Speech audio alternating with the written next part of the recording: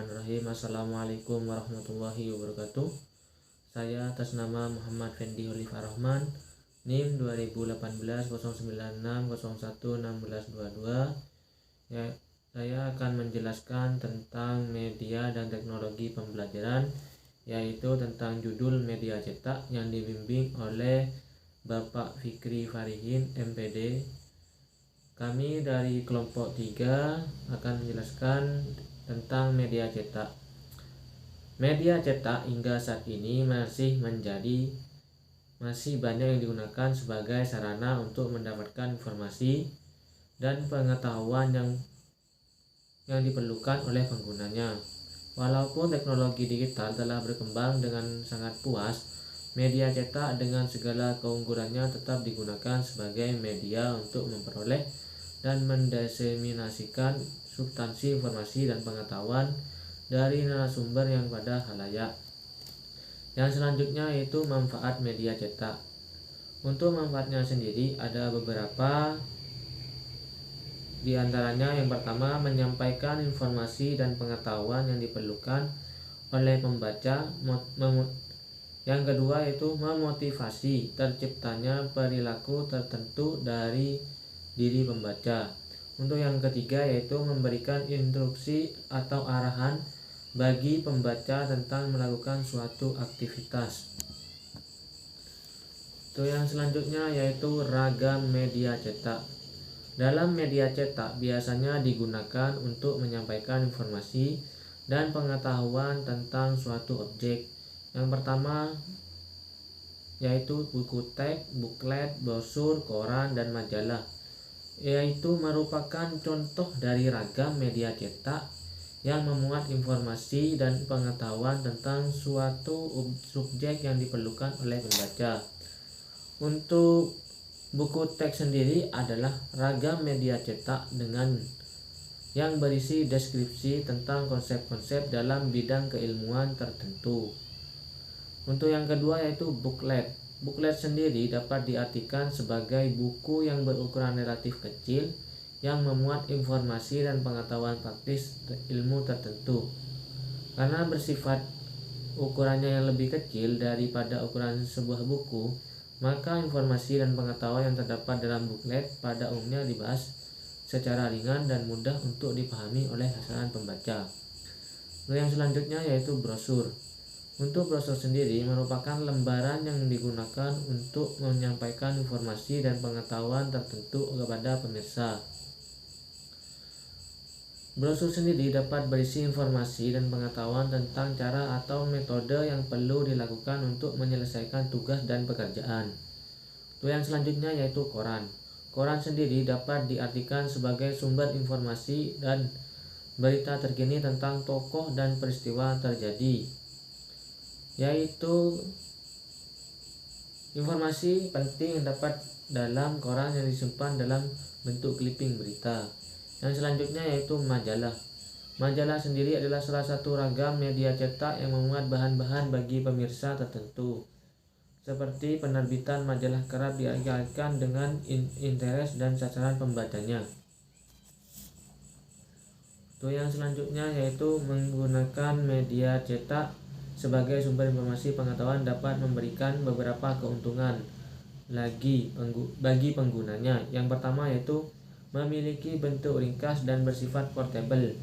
Yang kedua bersifat ekonomis dan mudah diperoleh. Yang ketiga memungkinkan pembaca mencerna informasi yang terdapat di dalamnya. Untuk yang keempat yaitu memungkinkan pembaca untuk mengulang bahan bacaan yang terlewati. Untuk yang kelima yaitu menciptakan kesamaan pengertian dan pemahaman yang lebih baik terhadap informasi dan pengetahuan.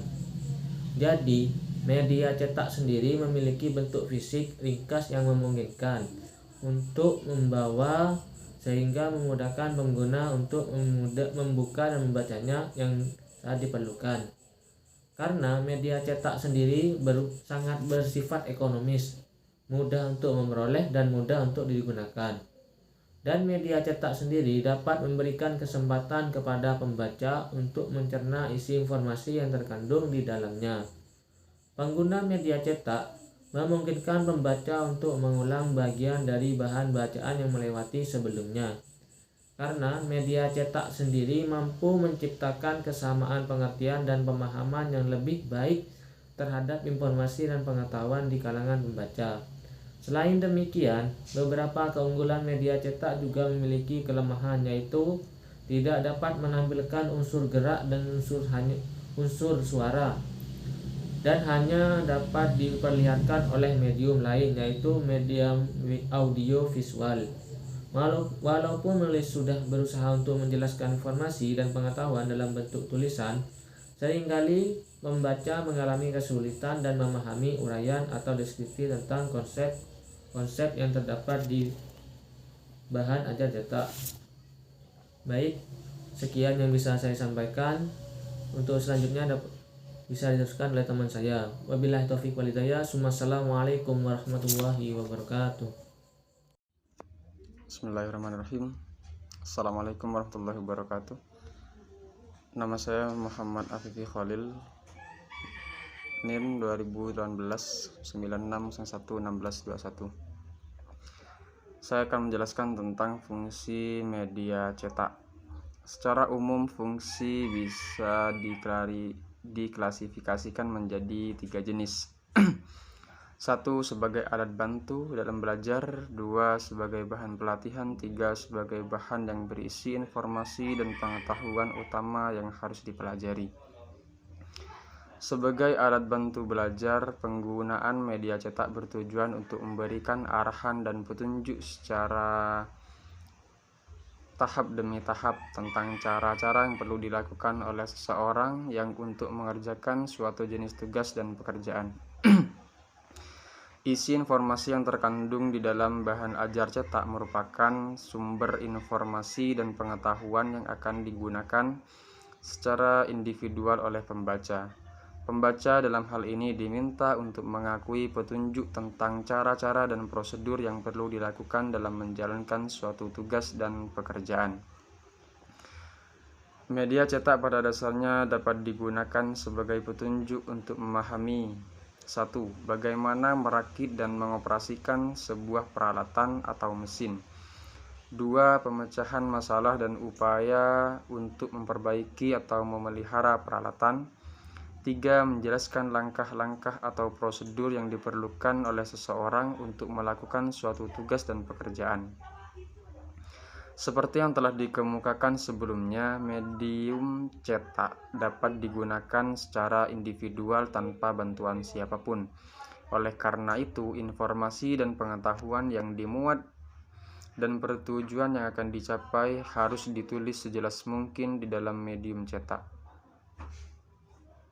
Medium cetak sebagai alat bantu belajar dapat dibagi menjadi 3 jenis. 1. Giant sheets, 2. Jot aids, 3. Picture series. Faktor yang membedakan ketiga jenis media cetak tersebut di atas yaitu ragam isi informasi yang terkandung di dalamnya. Selanjutnya, bahan pelatihan. Sama halnya seperti alat bantu belajar, medium cetak yang digunakan sebagai bahan pelatihan mempunyai sifat pembelajaran atau instruksional di dalamnya. Melalui media cetak, pembaca akan diperlihatkan bagaimana petunjuk dan informasi yang berkaitan dengan topik yang akan dipelajari. Ada 3 bentuk media cetak yang umum digunakan sebagai bahan pelatihan, yaitu 1. Handout, 2. Study guides, dan 3. Buku manual. Handout adalah bahan cetak yang berbentuk catatan yang dibuat oleh guru atau instruktur, kemudian digandakan dan dibagikan di dalam kelas kepada siswa. Study guides. Adapun study guides banyak memiliki persamaan dengan handout, terutama dalam hal tujuan penggunaannya. Ragam media cetak berbentuk study guides atau bimbingan belajar biasanya digunakan oleh siswa atau peserta sebuah program pelatihan sebagai sarana pembelajaran.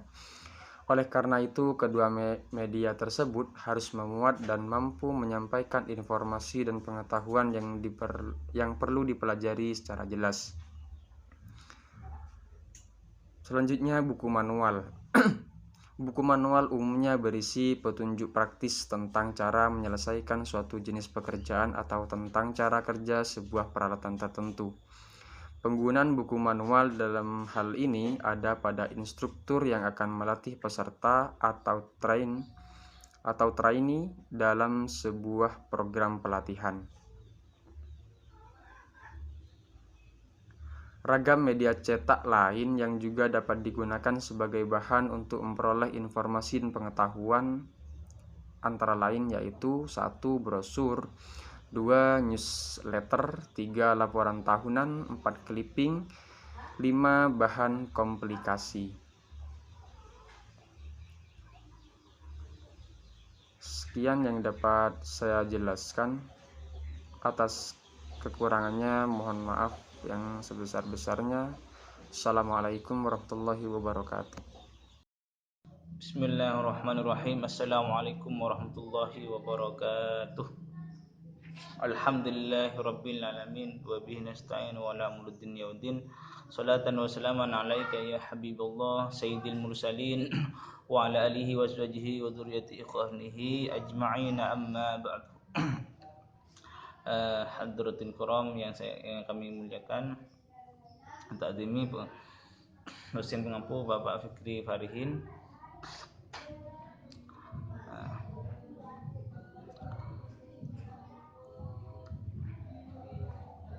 Baik, kami akan menjelaskan tentang menulis dan mengembangkan media cetak. Menulis dan mengembangkan media cetak. Pertama,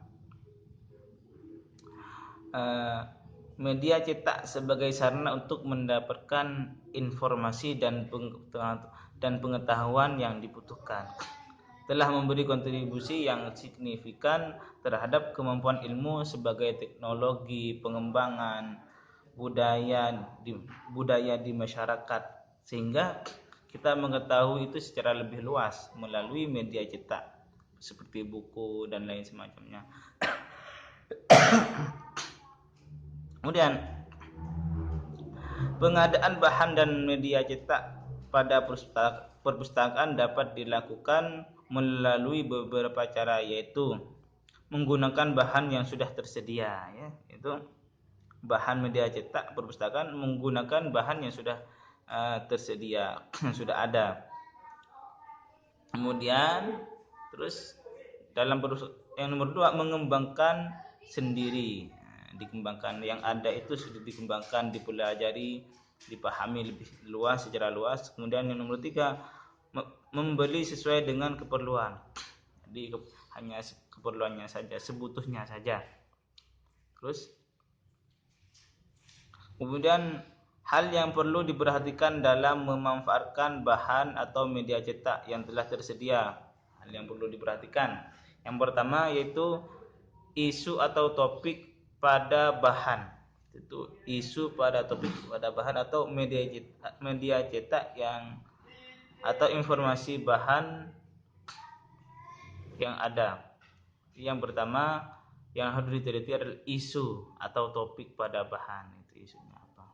Nomor 2, penyajian isi atau informasi pada bahan media cetak. Jadi penyajian atau informasi bahan. Jadi informasi yang ada pada media cetak tersebut diperhatikan, diteliti, dikoreksi terlebih dahulu. Kenapa? Khawatir ada kesalahan teknis, ada apa dan lain semacamnya, gitu kan. Kemudian yang nomor 3 apa? Tata letak atau layout bahan atau media cetak. Tata letaknya, posisi tulisannya bagaimana, itu diperhatikan terlebih dahulu, gitu kan. Semuanya kan ada daftarnya. Kemudian bahan atau media yang membuat isu atau topik terkini akan menimbulkan minat pembaca untuk mempelajari isi informasi pengetahuan yang terdapat di dalamnya, sehingga topik itu yang sudah ada tertarik atau sudah bagus itu, maka bagi pembaca itu akan menjadi lebih puas membacanya, lebih menambah terhadap pengetahuan, gitu. Kemudian langkah-langkah dalam Ini yang belum disampaikan. Media cetak seperti halnya buku teks itu kan media cetak, atau majalah, kemudian surat kabar, leaflet atau booklet, kemudian kadang ada dari terbitan dari pesantren, buletin dan semacamnya, itu banyak. Surat koran itu kan enggak apa-apa itu. Kemudian langkah dalam menulis dan mengembangkan media cetak. Langkah-langkah menulis dan mengembangkan media cetak. Langkah-langkahnya ya. Yang pertama, melakukan persiapan dan pemilihan ide. Yang pertama persiapan dan pemilihan ide. Jadi harus ada ide atau rancangan yang harus ditentukan terlebih dahulu. Jadi maksud dari persiapan tersebut, kita sudah memahami sebelum merancang atau mencetak buku. Kemudian ada pemilihan mana ide, apakah ini layak untuk dijadikan buku atau tidak, bagus atau tidak, itu ditata kembali. Yang nomor 2, menulis media cetak, kemudian ditulis, terus ditulis, diketik atau apa. Terus yang nomor 3, menyunting tulisan dan memberi ilustrasi gambar. Yang nomor 4, melakukan finalisasi tulisan. Langkah-langkah dalam menulis dan mengembangkan media cetak dapat digambarkan dalam ilustrasi berikut. Langkah penulisan dan mengembangkan media cetak, melakukan persiapan dan pemilihan ide. Media atau isi informasi dan pengetahuan akan ditulis dan dikembangkan harus didesain secara sistematis dan menyeluruh. Jadi desain biar bagus gitu kan. Bagus.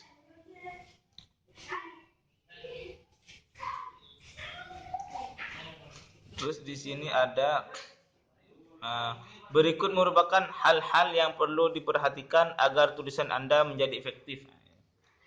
Hal-hal yang perlu diperhatikan agar tulisan Anda menjadi efektif. Yang pertama, isi tulisan yang mungkin berupa ide fakta.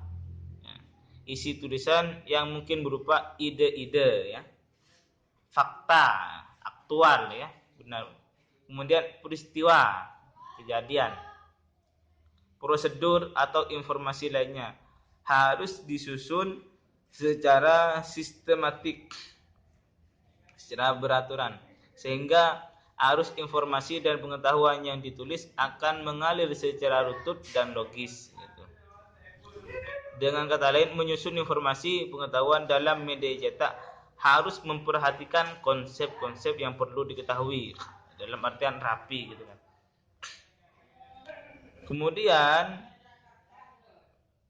cara paling aman dalam memilih kata-kata yang akan dipakai adalah dengan menggunakan kata-kata yang sederhana, yang biasa dipakai dan tentunya sudah dimengerti secara umum oleh kalangan pembaca. Jadi menggunakan kata-kata yang sudah biasa ditulis, yang sudah biasa diucapkan gitu kan.